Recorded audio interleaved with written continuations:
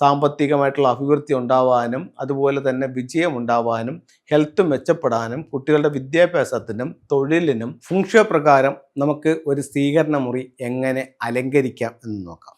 South ഈസ്റ്റിൽ നിങ്ങൾക്ക് ഒരു ലക്കി ബാമ്പു വയ്ക്കാം.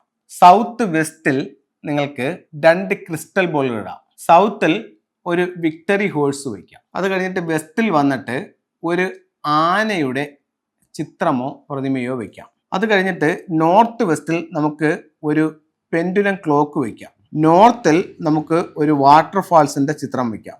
നോർത്ത് ഈസ്റ്റിൽ ഒരു ക്രിസ്റ്റൽ ഗ്ലോബ് വയ്ക്കാം. ഈസ്റ്റിൽ വന്നിട്ട് ഒരു മെഡിസിൻ ബുദ്ധയുടെ ചിത്രം വയ്ക്കാം. അപ്പോൾ ഈ രീതിയിൽ നമുക്ക് ഒരു സ്വീകരണ മുറിയെ അലങ്കരിക്കാനായിട്ട് സാധിക്കും.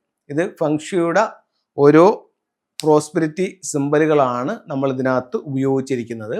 ഇത് ഒത്തിരി നല്ല റിസൾട്ടുകൾ നമുക്ക് കിട്ടാനായിട്ട് നല്ലതാണ്. നമുക്ക് സാമ്പത്തികമായിട്ടുള്ള അഭിവൃദ്ധി ഉണ്ടാവാനും അതുപോലെ തന്നെ വിജയം ഉണ്ടാവാനും ഹെൽത്ത് മെച്ചപ്പെടാനും കുട്ടികളുടെ വിദ്യാഭ്യാസത്തിനും തൊഴിലിനും ഗൃഹനാഥൻ്റെ അഭിവൃദ്ധിക്കും അതുപോലെ തന്നെ അറിവിനും വേണ്ടിയൊക്കെ നമുക്ക് ഇത്തരം കാര്യങ്ങൾ നമുക്ക് പ്രയോജനപ്പെടുത്താവുന്നതാണ്. ഇനി ഫംഗ്ഷയുടെ ചില ടൂളുകൾ നമുക്ക് പോകാം. ഇതാണ് വിക്ടറി ഹോഴ്സ്. ഇതിലൊരു കാര്യം ശ്രദ്ധിക്കണമെന്ന് പറഞ്ഞാൽ, ഞാൻ അടുത്ത സമയത്ത് ഒരു കൺസൾട്ടിങ്ങിന് ഒരു വീട്ടിൽ ചെന്നപ്പോഴത്തേക്ക് തിരുവനന്തപുരത്താണ് 4 കുതിരകളുടെ ഒരു ചിത്രം വെച്ചിട്ടുണ്ട്. അപ്പോൾ 4 കുതിരകൾ ഫംഗ്ഷൻ പ്രകാരം നല്ലതല്ല. അത് അവിടെ ഒരു മുൻപ് രാജഭരണകാലത്ത് 4 കുതിരകളെ പൂട്ടിയ രഥത്തിലാണ് വധശിക്ഷ നടപ്പിലാക്കിയിരുന്നത് എന്നൊരു ഇതുണ്ട്. അപ്പോൾ 4 കുതിരകളെ മരണസംഖ്യയായിട്ടാണ് അവർ കണക്കാക്കുന്നത്.